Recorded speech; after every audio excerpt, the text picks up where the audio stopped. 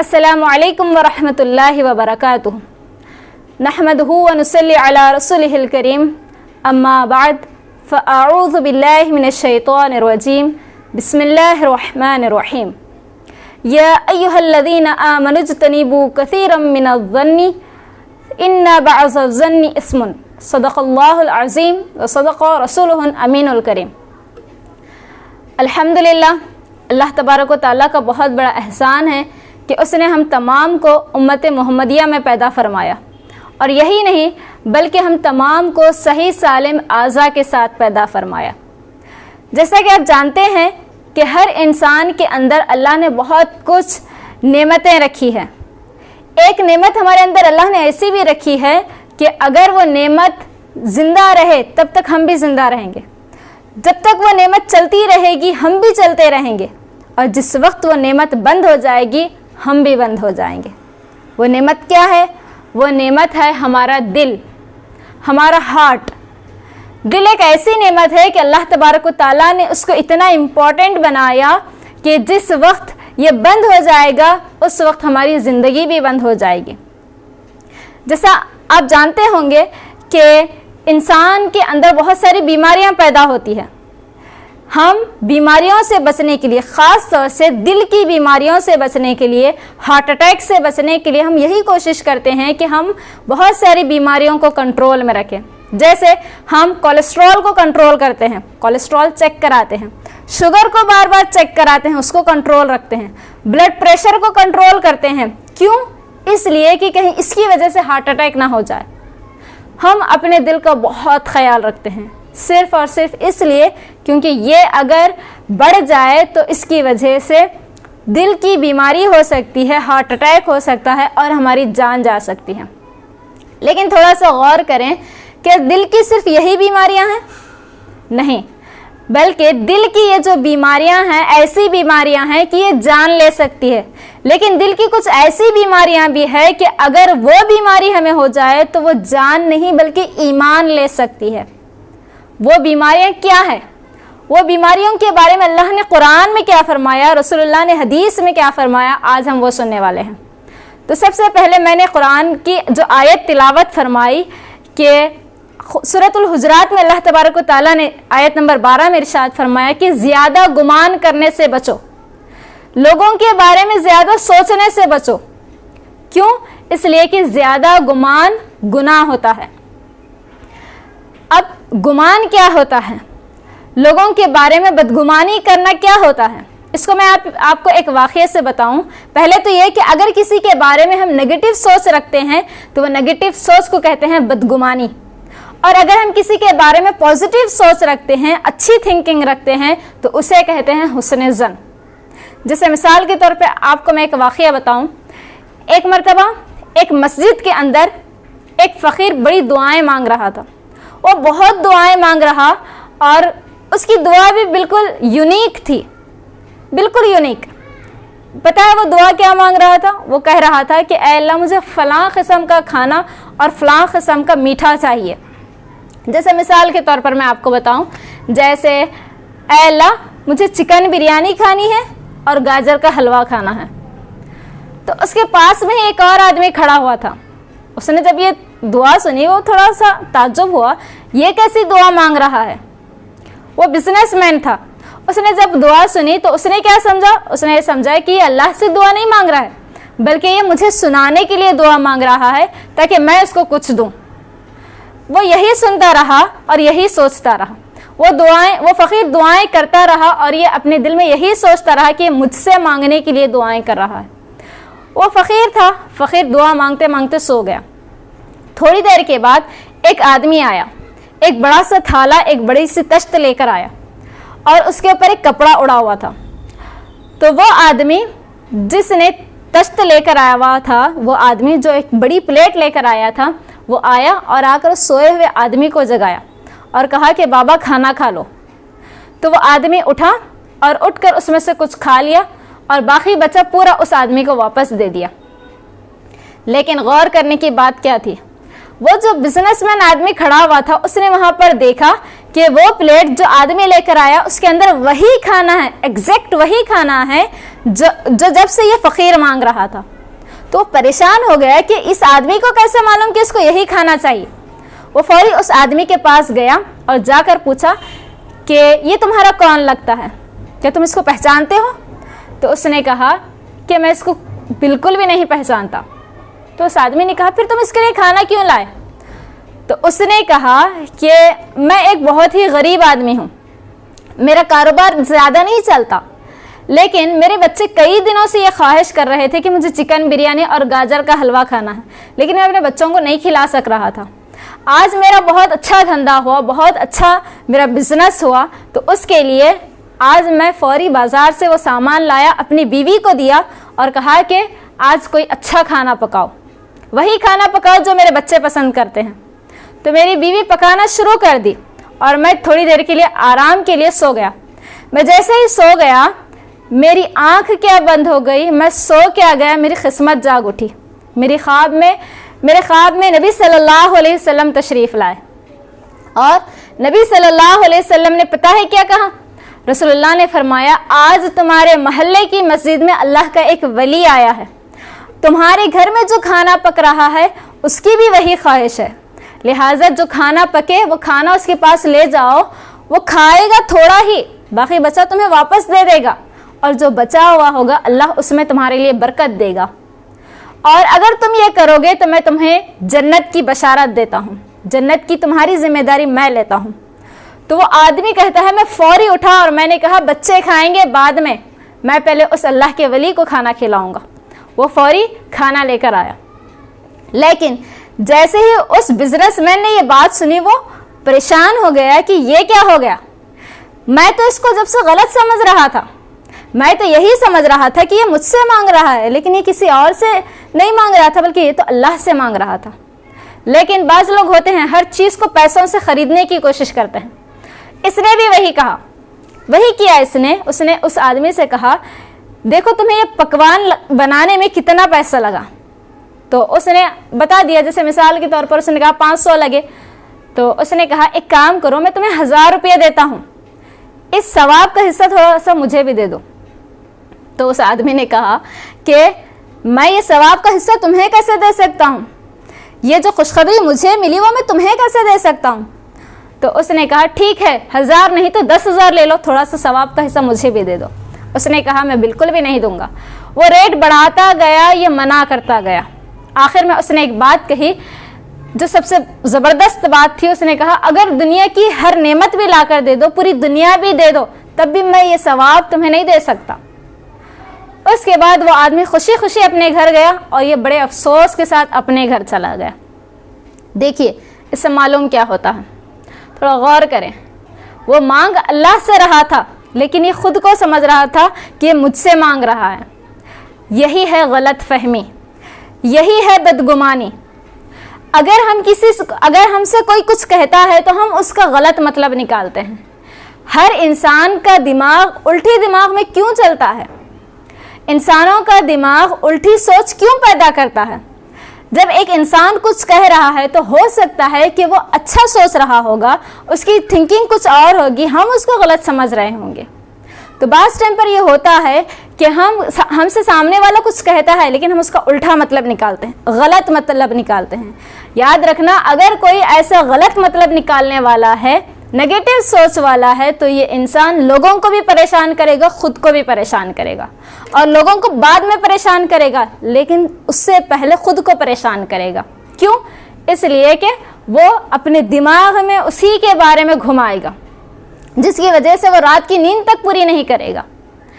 تو اپنے آپ کو بھی سکون میں رکھنا ہے، لوگوں کو بھی اگر سکون میں رکھنا ہے تو اپنی تھنکنگ اچھی رکھیے، اپنے دل کو صاف رکھیے، اپنے دماغ کو صاف رکھیے، اور لوگوں کے بارے میں پازیٹیو سوچ رکھیے، اچھی سوچ رکھیے.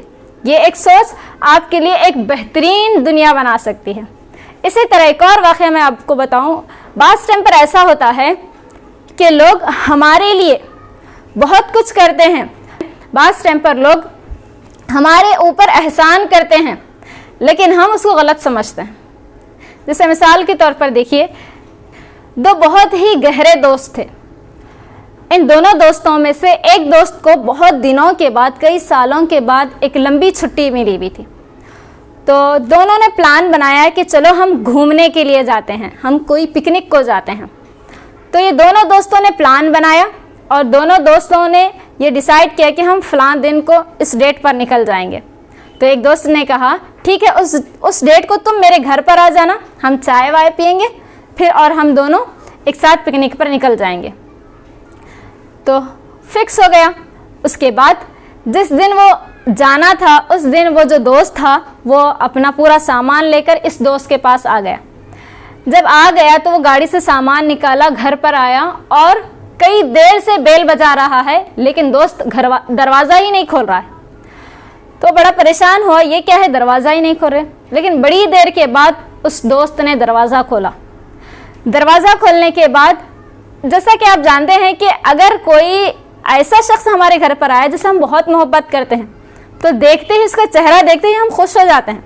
लेकिन ये दोस्त जो कि पिकनिक पर भी जाने वाले थे, ये दोस्त जैसे ही दोस्त को देखा एकदम वो उसका चेहरा मुरझाया हुआ था, ऑलरेडी उसका चेहरा मुरझाया हुआ था। तो वो दोस्त आया तो कोई उसे खुशी नहीं हुई, वहीं पर ठहर कर सिर्फ उसको देखता रहा। तो दोस्त ने कहा क्या हुआ भाई, क्या अंदर भी बुलाएगा क्या नहीं?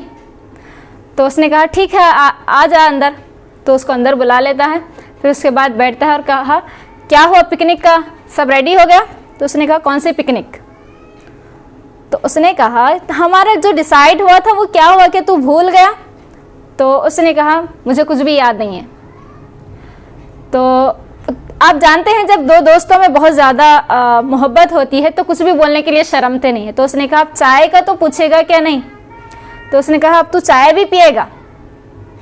तो कहा कि अगर तू नहीं पिलाना चाहता तो ठीक है मैं चला जाता हूँ। तो कहा ठीक है चला जा। तो ये चला गया और बड़ी अफसोस की हालत से ये चला गया और ये बड़ा परेशान हो गया कि इसने मेरे साथ ऐसा क्यों कहा, इसने मेरे साथ ऐसा क्यों किया कि हम इतना बड़ा प्लान बनाने के बावजूद घर पर मैं गया तो मिलने के लिए तक रेडी नहीं है, और मिला भी तो इतनी ऐसी तरीके से इसने बात की कि मेरा दिल ही एकदम अजीब हो गया। तो फौरी उसके घर से चला गया। लेकिन जब वो घर से चला गया उसके दिल में इस दोस्त की नफरत बैठ गई। उसने कहा ऐसा दोस्त, इतना बेवफा दोस्त, मुझे इससे दोस्ती ही नहीं रखनी है। उसने दोस्ती तोड़ दी। जब उसने दोस्ती तोड़ दी, कई साल गुजर गए। तो कई साल गुजरने के बाद इत्तेफाक से किसी दूसरे के फंक्शन में ये दोनों मिल गए। जब दोनों मिल गए तो उस शख्स ने, जो घर वाला दोस्त था जिसके घर पर ये दोस्त गया था, वो उस दोस्त के पास चला गया और जाकर पहले उसने सलाम किया। तो उसने कहा वालेकुम अस्सलाम, और बड़े ही मुरझाए हुए चेहरे के साथ। तो उस वक्त उसने कहा क्या तुम मुझसे नाराज़ हैं? तो कहा हाँ बिल्कुल नाराज़ हूँ, और तुझसे मुझे कोई भी बात भी नहीं करनी है। तो उसने कहा दोस्त नाराज़ मत हो, तुझे पता है मैं उस दिन तुझसे ऐसा क्यों किया, तेरे साथ इतना बुरा रवैया मैंने क्यों किया, तुझे पता है? तो उसने कहा पूछने की क्या बात है, तूने किया ही ऐसा कि अब उसके बारे में मैं पूछूं भी क्या? तो उसने कहा दोस्त नाराज़ मत हो, मैं तुझे बताता हूँ क्या हुआ था उस दिन, आखिर मैंने तेरे साथ ऐसा क्यों किया। तो उस वक्त उसने बताना शुरू किया। उसने कहा तू जानता है मेरे घर में 3-4 लड़कियां हैं, मेरी 3-4 बेटियां हैं, और मेरे 3-4 बेटियों के बाद मुझे एक लड़का हुआ है और मेरा एक ही बेटा है, तू जानता है? तो उसने कहा मुझे मालूम है। तो उसने कहा जिस टाइम तू मेरे घर पर आया, गेट पर आया और आकर अपनी गाड़ी से सामान निकाल रहा था, उसी वक्त मेरा वो इकलौता बेटा अपना दम तोड़ दिया था। मेरा वो बेटा उसी वक्त दम तोड़ दिया, और जब तू मेरे दरवाजे पर आ गया उस वक्त मेरे घर में मेरे घर वालों का रोना चल रहा था। मेरे घर वाले अपने आप को कंट्रोल नहीं कर सक रहे थे, मेरे पूरे घर वाले परेशान थे। मैं अपने बच्चों को, अपनी बीवी को, अपने घर वालों को बड़ी मुश्किल से संभाला और उनको कमरे में भेजा, और इसीलिए मुझे तेरे आने पर दरवाज़ा खोलने में देर हुई। और जब तू आया उस वक्त तो मैं अपने आप को बहुत मुश्किलों से संभाल रहा था। मैंने ये सब सिर्फ तेरी खुशी के लिए किया। क्यों? इसलिए कि तुझे कई दिनों के बाद छुट्टियां मिली थी। अगर मैं तुझे अपना गम बताता तो तेरी पूरी छुट्टियां मेरे गम में चली जाती, जो कि मुझे मंजूर नहीं था। मैं तुझे खुश देखना चाहता था, صرف تیری خوشی کی خاطر میں نے اس دن اپنے بیٹے کا دکھ اپنے آپ سہ لیا. جب تو آیا تب بھی میں نے تجھے نہیں بتایا اور تجھے وہاں سے نکال دیا تاکہ تو بھی اپنی خوشی خود سے جی لے. میں تیرے ساتھ نہ آیا تو کیا ہوا, کم سے کم تو بھی اپنی پکنک منا لے. اس نے جیسے ہی یہ بات سنی اس کے آنکھوں سے آنسو نکلنا شروع ہوئے اور وہ بہت ہی شرمندہ ہو گیا.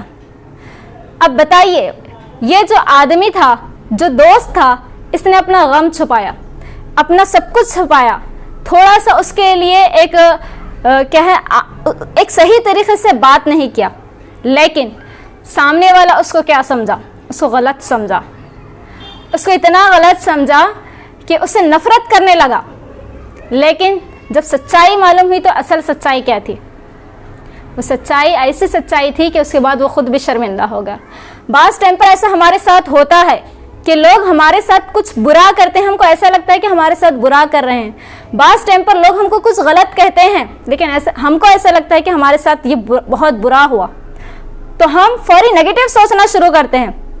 تھوڑا سا غور کریں, اس کے پیچھے کچھ بات بھی ہو سکتی ہے, اس کے پیچھے کوئی اچھی وجہ بھی ہو سکتی ہے, جو کہ ہم کو صرف یہ تکلیف تھوڑی تکلیف ہے, لیکن اگر اس کا اپوزٹ کرتے تو وہ تکلیف زیادہ تکلیف ہو سکتی ہے. تو ہمیں سوچنا چاہیے, ہر ایک کے بارے میں نیگیٹو سوچ نہیں رکھنی چاہیے, اچھی سوچ رکھنا ہے, پازیٹیو سوچ رکھنا ہے. اسی طرح میں آپ کو بتاؤں کہ جیسا ہم کو لوگوں سے بدگمانی کرنے سے بچنا ہے, تو اس میں یہاں تک بھی ہمارے لیے حکم ہے کہ اگر کسی کے منہ سے شراب کی بو آ رہی ہے, اگر کسی کے منہ سے شراب کی بو آ رہی ہے تو ہم کیا سمجھتے ہیں کہ اس نے شراب پی ہے, لیکن اس کے لیے بھی ہمارے لیے حکم یہ ہے کہ اگر کسی کے منہ سے شراب کی بو آ رہی ہے تو وہاں پر بھی یہ مت سوچو کہ اس نے شراب پی ہے, وہاں پر بھی یہ سوچو کہ اس نے شراب پی ہوگی, شراب منہ میں لی ہوگی, لیکن کسی وجہ سے تھوک دی ہوگی. ہمارے لیے یہ حکم ہے کہ کسی کے منہ سے بو بھی آ رہی ہے تب بھی اس کو یہ مت سمجھو کہ اس نے شراب پی ہوگی, بلکہ یہ سوچو کہ اس نے شراب سے کلی کی ہوگی. ہمارے لیے یہ حکم ہے, لیکن اتنا بڑا حکم ہونے کے باوجود بھی ہم یہ کام نہیں کرتے. ایک معمولی سی چیز میں بھی ہم لوگوں کے لیے بدگمانی پیدا کرتے ہیں. تو اس سے ہم بچنے کی کوشش کریں. اس سے کیا ہوگا, ہم خود بھی سکون میں رہیں گے. جو پازیٹیو سوچ والا ہوتا ہے وہ خود بھی سکون میں رہتا ہے اور دوسروں کو بھی سکون میں رکھتا ہے. لیکن اگر کوئی نیگیٹو سوچ والا ہے تو وہ خود بھی پریشان اور دوسروں کو بھی پریشان کرتا ہے. تو اپنی سوچ کو اچھا بنائیے. دوسری چیز آپ کو میں یہ بتانا چاہوں گی کہ جس طرح ہم کو لوگوں کے بارے میں غلط سوچنے سے بچنا ہے, اسی طرح ہمیں ایسے کام کرنے سے بھی بچنا ہے کہ لوگ ہم سے بدگمانی نہ کریں.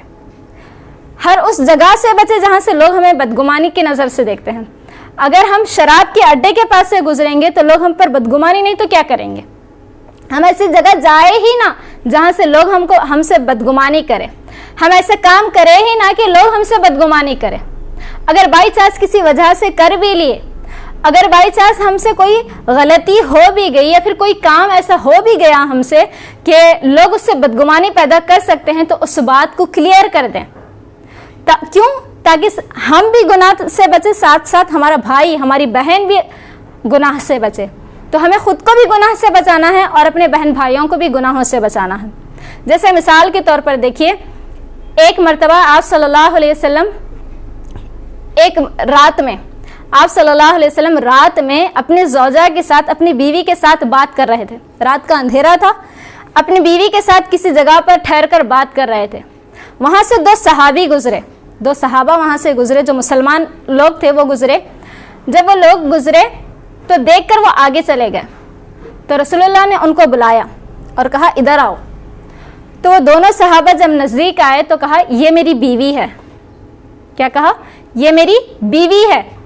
تو ان لوگوں نے کہا یا رسول اللہ, ہم آپ کے بارے میں کیسے بدگمانی کر سکتے ہیں؟ جب آپ کسی سے بات کر رہے ہیں تو ہو سکتا ہے وہ آپ کی محرم ہی ہوگی, اس میں کوئی شک نہیں ہے, وہ آپ کی محرم ہی ہوگی. ہم آپ کے بارے میں کوئی بدگمانی نہیں کریں گے. لیکن رسول اللہ نے فرمایا, کیوں آپ نے کلیئر کی بات؟ آپ نے اس لیے کلیئر کی, رسول اللہ نے فرمایا کہ شیطان انسان کے رگوں میں ایسا دوڑتا ہے جیسے خون دوڑتا ہے. تو شیطان کہیں پر بھی بدگمانی پیدا کر سکتا ہے. اسی لیے اگر ہم سے کوئی بات ہو بھی جائے، اگر کوئی ہمارے سے کام ایسا ہو بھی جائے تو فوری اس کو کلیئر کریں. کیوں؟ تاکہ سامنے والے کو بھی ہم گناہ سے بچا سکیں. تو یہ کسی اور کا طریقہ نہیں، یہ ہمارے نبی کا طریقہ ہے. ہمیں کوشش یہی کرنی چاہیے کہ صرف اپنے آپ کو گناہ سے نہ بچائیں، بلکہ اپنی فیملی والوں کو، اپنے رشتہ داروں کو، اپنے گھر والوں کو، اپنے ساتھ رہنے والے ہر انسان کو ہم گناہ سے بچانے کی کوشش کریں. خاص طور سے اپنی وجہ سے کسی اور کو گناہ میں نہ ڈالیں. یہ کوشش اگر ہم کریں گے تو بہت کامیابی ہمیں مل سکتی ہے. تو اللہ تعالیٰ سے دعا ہے کہ ہم تمام کو اپنے دل کو صاف کرنے کی توفیق عطا فرمائے اور اپنے دل اور ذہنوں میں لوگوں کے لیے اچھی سوچ رکھنے کی توفیق عطا فرمائے. آمین. وما علینا الا البلاغ المبین. السلام علیکم ورحمۃ اللہ وبرکاتہ.